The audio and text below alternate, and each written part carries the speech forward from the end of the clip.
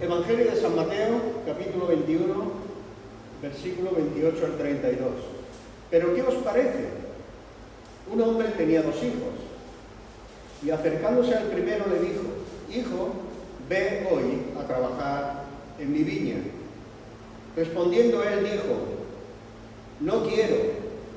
Pero después, arrepentido, fue. Y acercándose al otro le dijo de la misma manera, y respondiendo él dijo: Sí, Señor, voy. Y no fue. ¿Cuál de los 2 hizo la voluntad de su padre? Dijeron ellos, es decir, las personas a las cuales le estaba hablando Jesucristo esta parábola. Contestaron ellos: el primero. Jesús les dijo: de cierto os digo que los publicanos y las rameras van delante de vosotros al reino de Dios. Porque vino a vosotros Juan el Bautista, en camino de justicia y no le creísteis, pero los publicanos y las rameras le creyeron. Y vosotros, viendo esto, no os arrepentisteis después para creerle. Hermanos, para comprender bien esta escritura, esta parábola, en todo el entorno del contexto, tenemos que ir a otra escritura del mismo Evangelio que se encuentra en el capítulo 7. Y vamos allí, capítulo 7, versículo 21-22.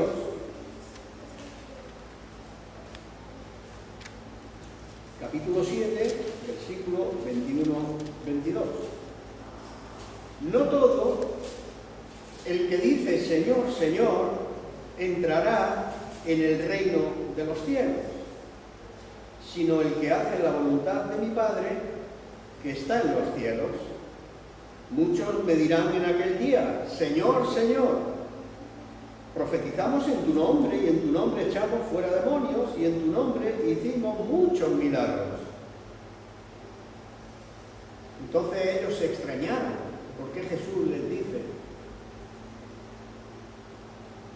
que el que hace la voluntad de Dios es el único que puede entrar en el reino de los cielos. Y Jesús les declara: nunca os conocí apartados de mí, hacedores de maldad. Queridos hermanos, esta escritura que hemos leído primera, la de los hijos, está simbolizando 2 actitudes en la vida de esos 2 hijos. 2 actitudes. La primera actitud, que es la que yo quiero realzar, en primer lugar, es la salvación o entrada al reino de los cielos, al reino de Dios. Y tú preguntarás, entonces, ¿dónde está la relación de la parábola que acabamos de leer con los versículos que acabamos también de ver en Mateo capítulo 7, 21-22? ¿Qué relación hay entre ellos? Entre el capítulo 21 y el capítulo 7. ¿Qué relación tenemos? Bueno, pues si nos fijamos en el versículo 31 del capítulo 21 que hemos leído primeramente, de la parábola de los 2 hijos, vemos que Jesús hace una pregunta: ¿quién de vosotros pensáis que hizo la voluntad de Dios? Le hace una pregunta. ¿Y por qué le hace esta pregunta? Porque él quiere enseñar mucho más que el hecho de haber preguntado a un hijo: ven a trabajar a mi viña, o haber preguntado al otro hijo segundo: ven a trabajar a mi viña. Él quiere ir mucho más, enseñar mucho más que eso, y enseñarnos que solamente el que hace la voluntad de Dios puede entrar en el reino de los cielos. Porque cuando estos hombres recibieron la pregunta de Jesús: ¿quién de vosotros os parece que hizo la voluntad de Dios?, ellos respondieron: el primero, el que dijo no, pero después ha ido a trabajar. Y esto se relaciona con Mateo 7 en el sentido de que también había personas que decían: Señor, Señor. Y el Señor les dice: no todo el que dice Señor, Señor entrará en el reino de los cielos.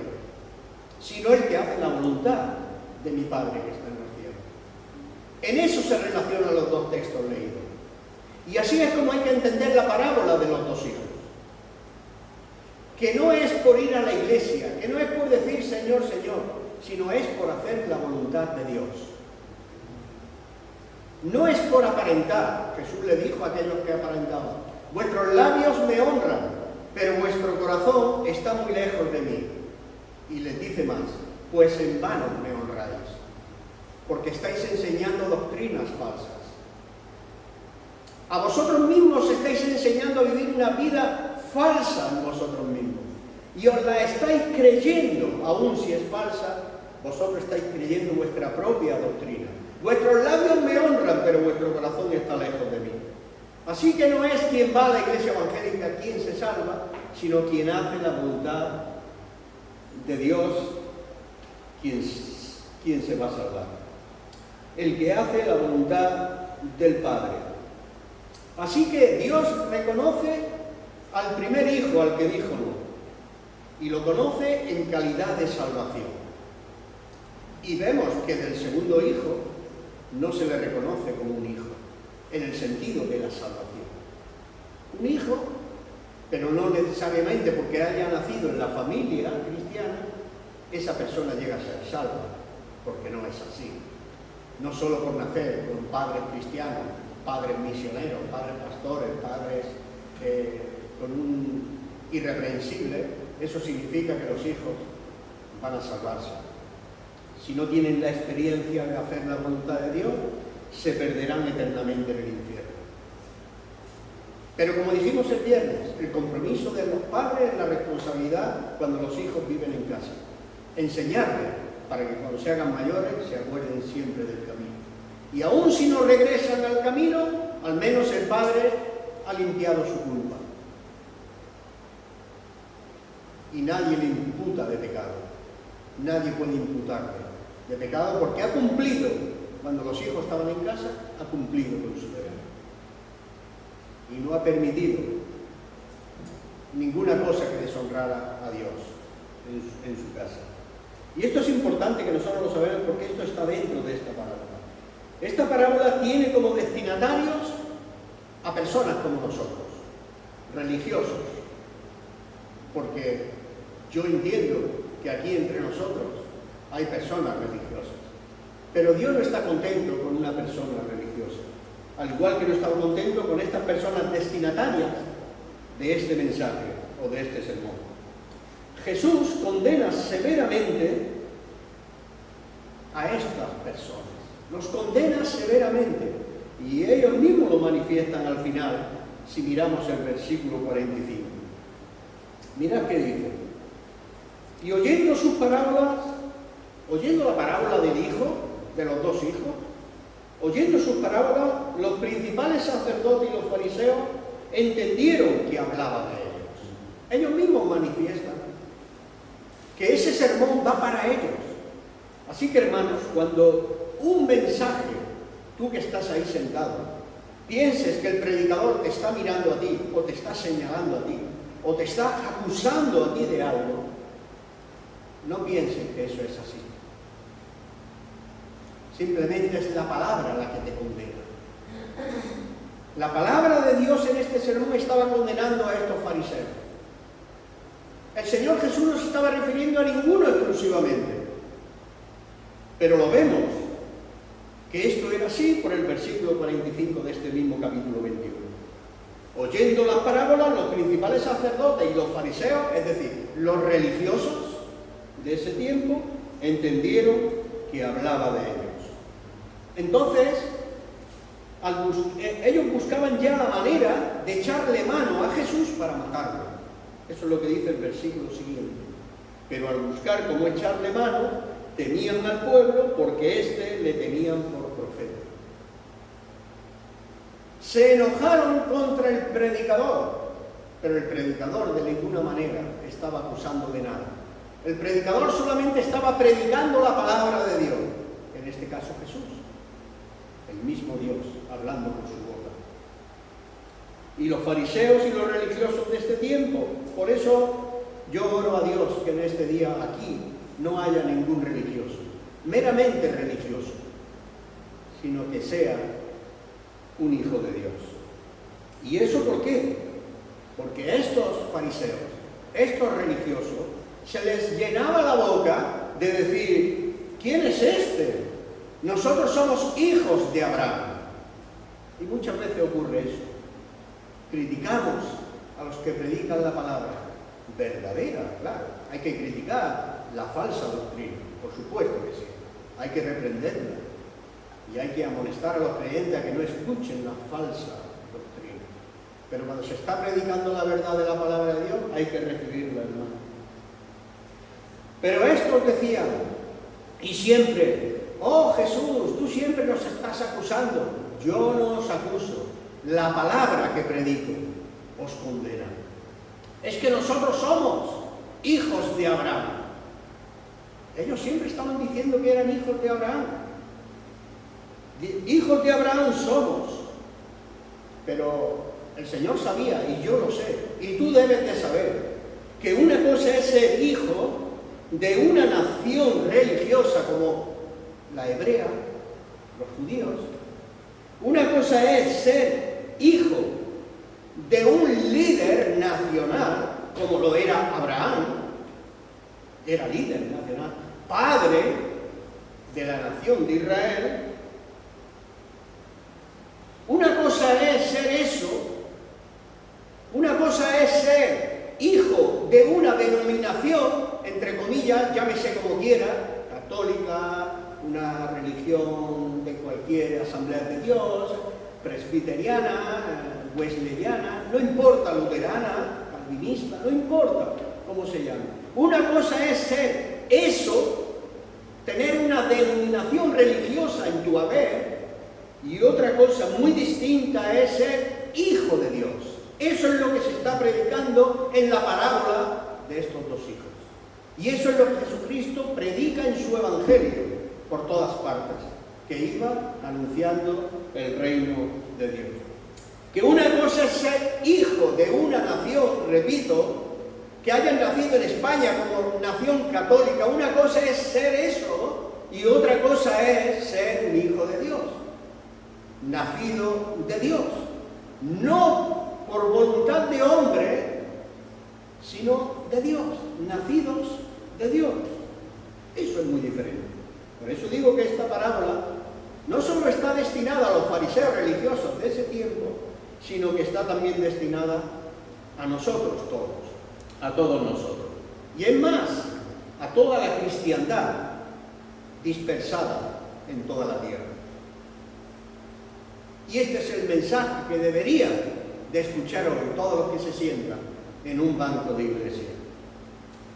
Por el otro lado, hermano, tenemos la segunda actitud. Aquí ya nos vamos a hablar en referencia a la salvación o no salvación, sino que vamos a dar por sentado que este hijo simplemente era un mal hijo, un mal siervo, un hijo que vivía su vida apáticamente, pero no dejaba de ser un hijo en la familia. Por eso digo que este lado será hablar de una actitud de este otro hijo, o de estos dos hijos, que simbolizan eso, el servicio. El servicio a su padre, el servicio a Dios como padre. Esta actitud de servicio nos quiere enseñar a nosotros y nos enseña hablándonos de que nuestra vida está llena, completamente llena, de generosas oportunidades que tenemos nosotros para reflexionar y decir sí en el servicio a Dios, al igual que tenemos la libertad de decir no, como pasa muchas veces. No todos. Hay muchos que dicen, sí, Señor, yo iré. Hace pocos días tuvimos aquí personas que decían, sí, Señor, yo lo haré, yo diré, yo lo haré, yo tal. Y hoy, con su actitud han dicho no. Dijeron sí en un principio, como este primer hijo, como este segundo hijo que dijo, sí, Señor, sí. Pero no todo el que dice Señor, Señor entrará al reino de los cielos. sino aquel que hace la voluntad, aquel que termina de hacer la acción. En este caso, en esta actitud vamos a hablar solamente, digo, del servicio a Dios. Y nos enseña que tenemos la libertad de tomar una decisión, en servir a Dios o en no hacerlo. Así que podemos escoger lo malo, o lo positivo en relación al servicio o lo negativo en relación a esto. Podemos escoger tanto lo uno como lo otro. Podemos escoger el servir a Dios o el no servirlo.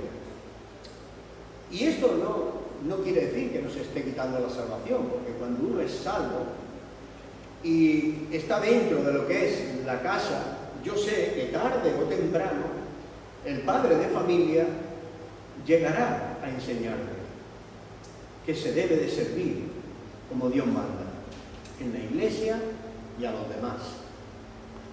Porque si esto no llega a ser así, entonces tú estás en la primera actitud que hemos hablado, en la que dices sí, pero no haces la voluntad de Dios. Por lo tanto, te perderás en el tormento eterno. Pero vamos a seguir con el servicio a Dios, pensando que somos salvos, aquellos que lo son. Porque yo sé que aquí no todos son salvos. Al igual que en todas las iglesias evangélicas que hoy se esté predicando, o si se está predicando, o si solo se está cantando, yo sé que no todos son salvos. Pero hay personas salvas en todas las iglesias. Y en todas las iglesias hay personas que no son salvas.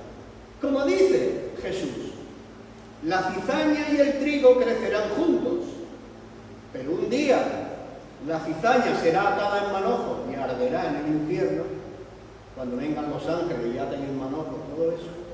Y el trigo, que es trigo puro, grano duro, ese irá al granero de Dios, al reino de los cielos. Pero tenemos de momento la libertad de escoger tanto lo uno como lo otro. Pero, escucha, tenemos que tener ojo cuando decimos sí. Como hemos visto en este hijo que dijo segundo, sí señor, yo voy a trabajar a la viña. Y no fue. Por eso digo que tenemos que tener ojo, que cuando digamos sí a Dios, que sepas una cosa, que Dios espera de ti que te mantengas fiel y constante siempre, con coherencia en la decisión que has tomado de servirle a Él, haciéndolo todo con prioridad hacia lo que Él te ha mandado hacer.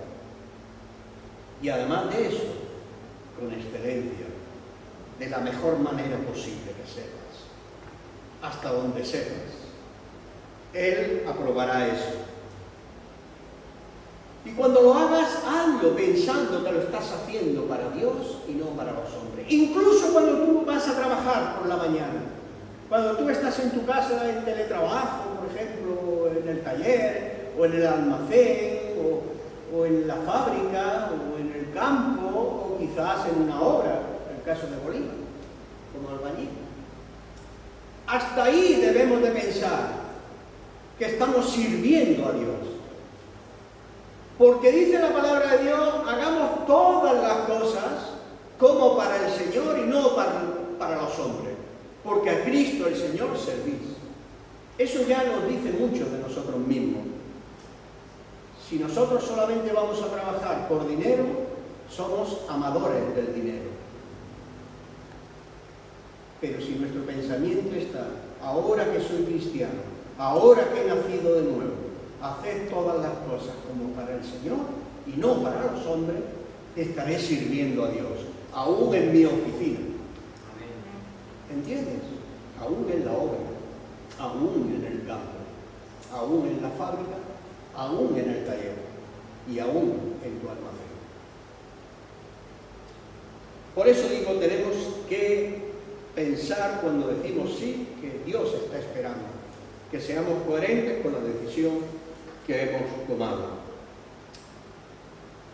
Porque, como muchas veces yo he predicado del rey David, cuando él estaba en la cueva, estaba escondido, era perseguido por Saúl, como él, un deseo de su corazón, acordándose de ese pozo precioso, construido por ellos mismos el pozo de Belén. Él generosamente deseó agua. A nadie mandó que fuese a por el agua, pero los soldados valientes que estaban allí, entre ellos había 3 que realmente lo eran, de verdad. Y a costa de su propia vida, de ser matados, ellos fueron y buscaron el agua al pozo de Belén para su señor, el rey David. Mirad que David no mandó a ninguno de ellos que fuese. Él simplemente exclamó: ¿quién me daría de beber agua de ese pozo? Simplemente escucharon los siervos, los hijos obedientes que estamos hablando, y rápidamente trajeron el agua. A pesar de su propia vida, podrían haber muerto porque el pozo de Belén estaba rodeado de enemigos. Pero ellos se las hicieron muy bien para traer el agua. Un deseo de nuestro Señor es un mandato para nosotros, hermanos. Así que de nada vale decir: sí, Señor, yo iré, con nuestros labios, si nuestra manera de actuar no es conforme a lo dicho. Por eso Santiago en su epístola dice: sed hacedores de la palabra. Y en otra parte dice: de hecho y en verdad. En la práctica y en verdad. Sed hacedores de la palabra, dice el apóstol Santiago, y no tan solo oidores, engañándoos a vosotros mismos. Si nosotros decimos: sí, Señor, iré, y no lo hacemos, nos estamos engañando a nosotros mismos. Mucha gente piensa que están engañando a otros con su actitud de mal servicio. Sin embargo, no están engañándose más que a ellos mismos con esa actitud de un mal servicio. Por eso, sed hacedores de la palabra y no tan solo escuchadores, oidores, engañándoos a vosotros mismos. ¿Y qué dijo Jesús? Aquí tiene Bolívar un versículo en Juan 13, 17, que lo hemos hablado esta mañana. Si sabéis estas cosas, bienaventurados seréis si las hiciereis. Si sabéis, dice Jesús, esto lo dice Jesús, si sabéis estas cosas, bienaventurados seréis si las hacéis. Jesús no está diciendo: si conocéis estas cosas y las decís en la iglesia el día domingo cuando vais al culto, si dais un testimonio acerca de estas cosas que sabéis, sois bienaventurados. No dice eso. Dice: si conocéis estas cosas, si sabéis estas cosas y las hacéis, añade, y las hacéis, y las practicáis de hecho y en verdad, entonces sí sois bienaventurados. Porque si no, no sois bienaventurados. Estáis fuera del bien de Dios. Por lo tanto, si estás fuera del bien de Dios, eres una presa fácil para el enemigo de tu alma y sacarte fuera de donde Dios quiere que entres, que es el reino de Dios. Porque si no has entrado en el reino de Dios, todavía estás fuera. No es que pierdes la salvación, no, porque no la tienes. Simplemente estás fuera todavía. Pero Dios en su corazón, en su deseo intenso de amor por ti, Él está deseando que tú entres en el reino de los cielos. Pero tu elección, ¿cuál es? Pensar que estás engañando a Dios. Dios no puede ser burlado. Todo lo que tú siembres, eso recogerás. Sí, hermanos, esto es una cosa maravillosa, ¿no? Bienaventurados seréis si lo hacéis, lo que sabéis. Esta parábola también, con un segundo punto, yo digo que hace resaltar otra cosa, que es la decisión de los dos hijos en su papel de discípulos y servidores. Aquí ya estos dos hijos, en esta parábola, el Señor nos quiere enseñar el papel de estos dos hijos. Es un papel no solo de hijos obedientes, sino de discípulos. Hijos que son obedientes, pero al mismo tiempo aprenden. Un discípulo es alguien que está en disciplina, está aprendiendo algo, está aprendiendo una disciplina, por eso se llama discípulo. Y un discípulo siempre tiene un maestro.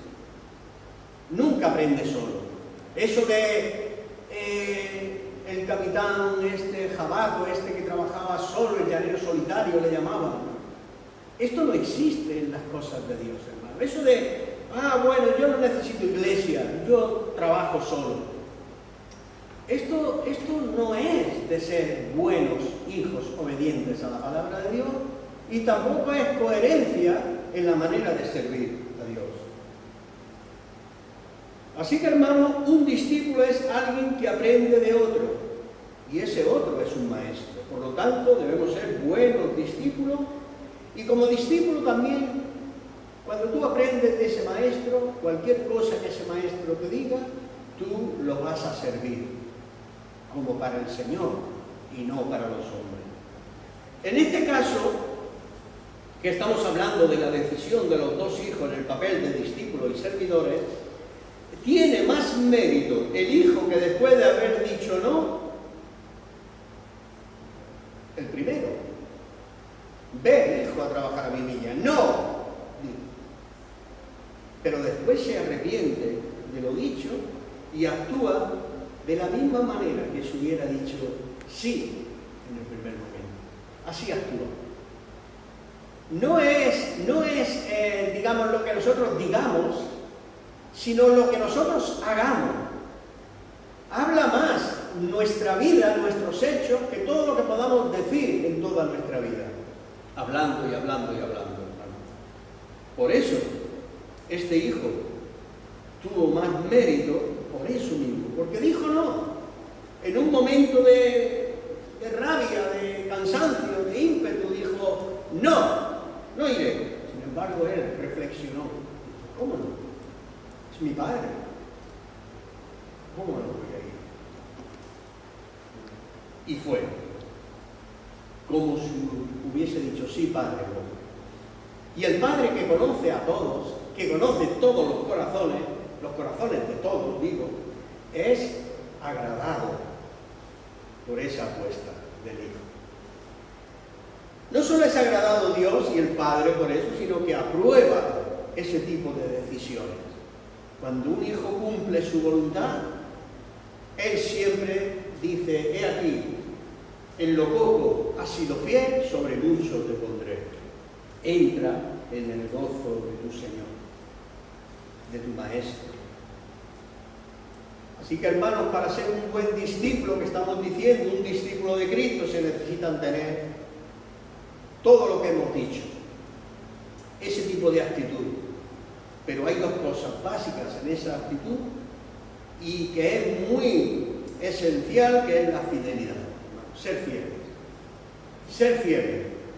Estar firmes y constantes siempre en la obra del Señor, porque nuestro trabajo en el Señor no es en vano. Siempre habrá fruto. Siempre. Estas dos cosas básicas, la primera es esa, fidelidad, y la segunda es coherencia.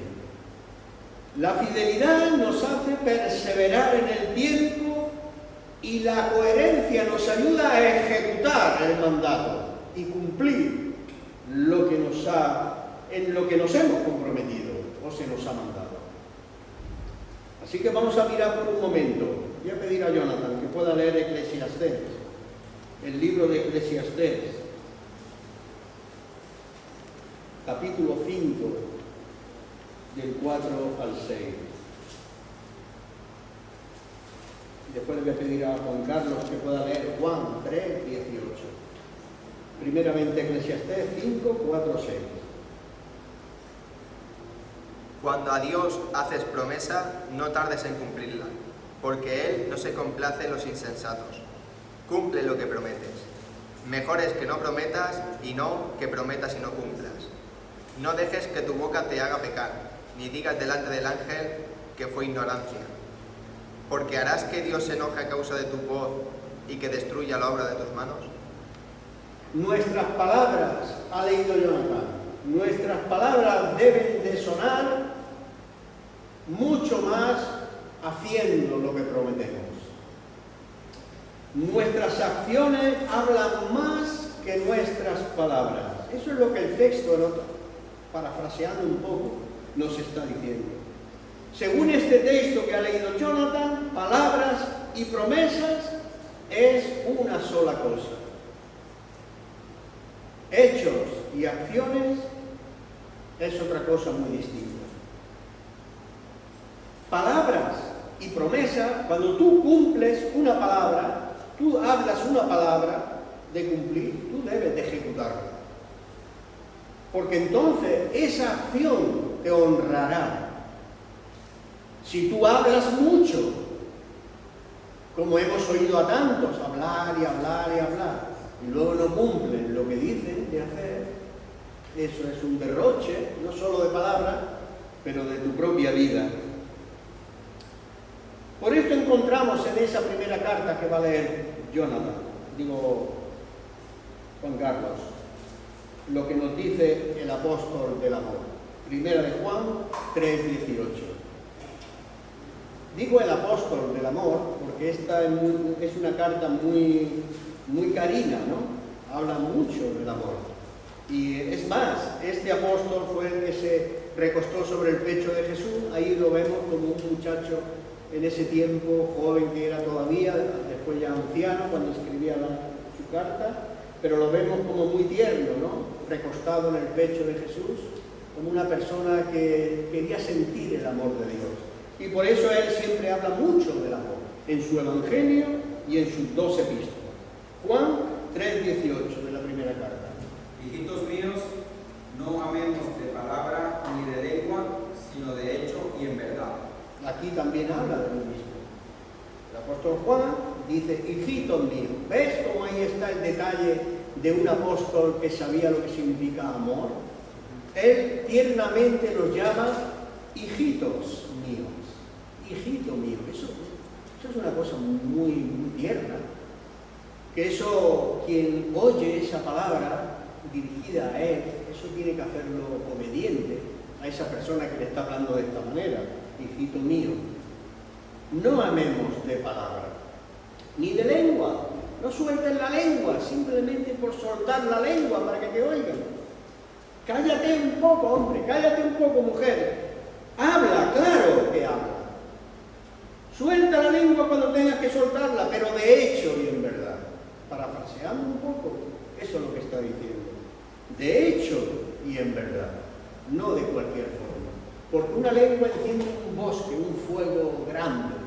Una lengua que habla tonterías, chisme y cosas que no sirven, eso en vez de tratar con el amor de Dios en tu vida y en la de los demás, está tratando con el odio, el rencor y la amargura.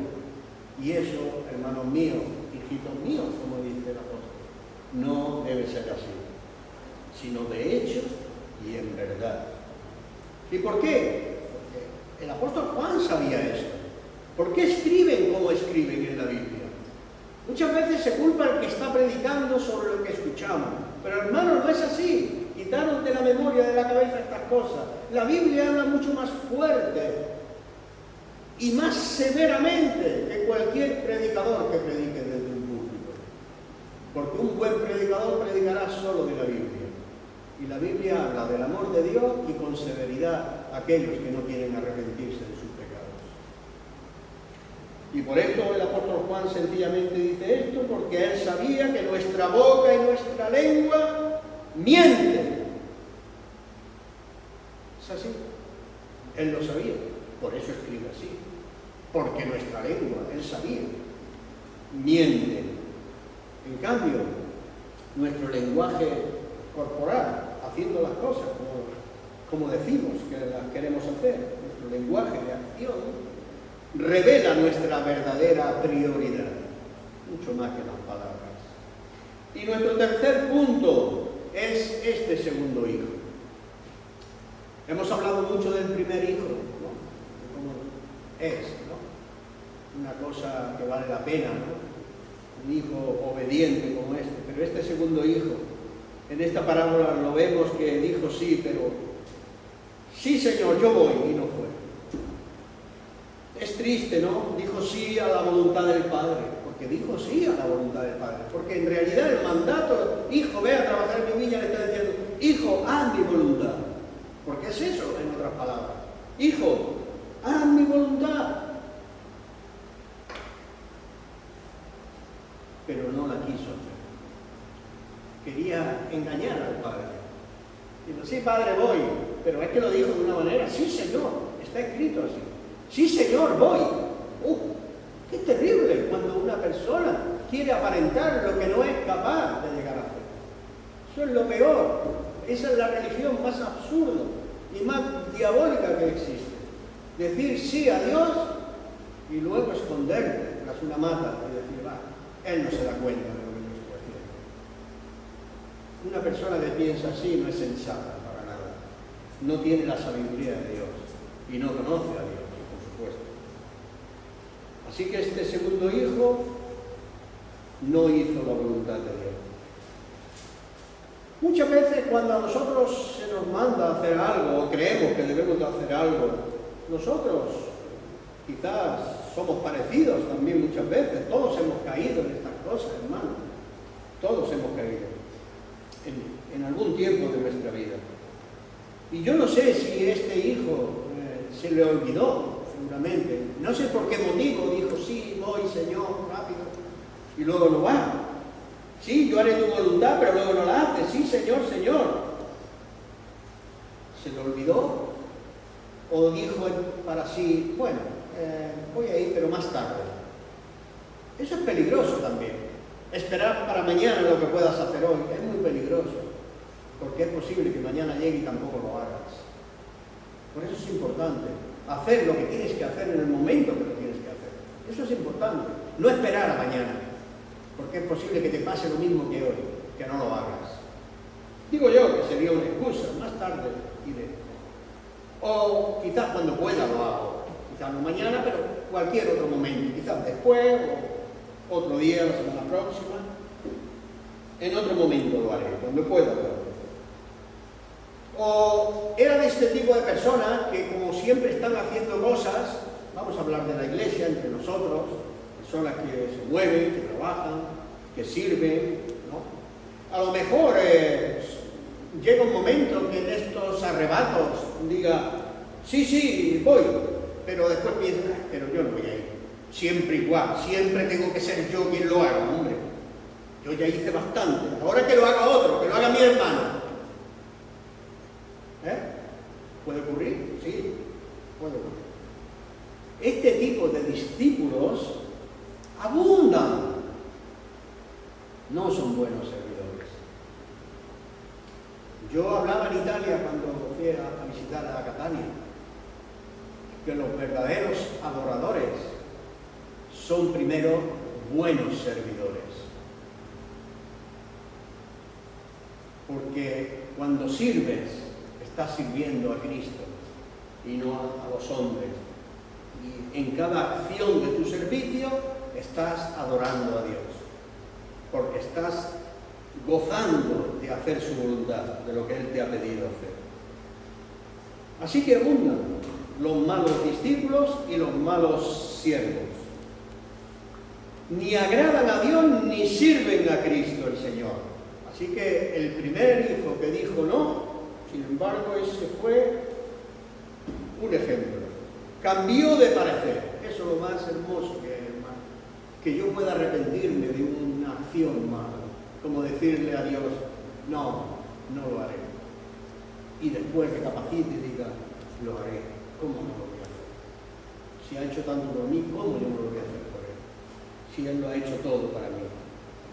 Ese cambio de parecer, ese cambio de acción, mostró en él lo que Dios esperaba y lo que Dios espera de cada uno de nosotros. Y entonces en ese momento el mismo Padre lo reconoció como un buen hijo, un buen discípulo, un buen servidor.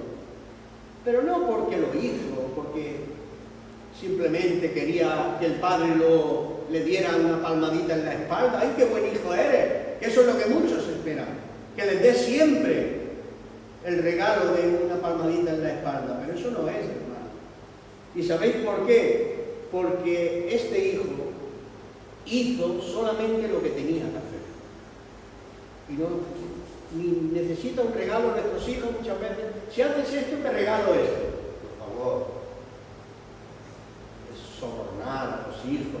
Señor no. Señor dijo no y esperó la reacción, porque conocía su corazón. Bueno, volverá y hará lo que yo le he pedido. Y entonces eso le agradó al Señor.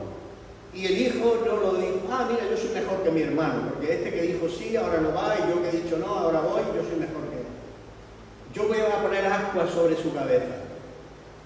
No, hermano, esa no es la actitud tampoco de un buen servidor, sino que un buen servidor lo que tenía que hacer ha hecho. Siervo inútil soy, siervo inútil soy.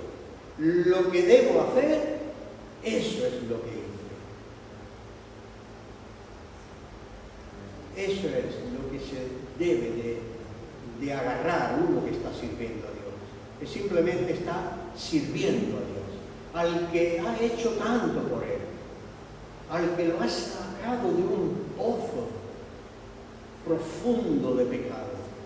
Y ahora qué menos que entregar mi vida a ese que hizo tanto por mí.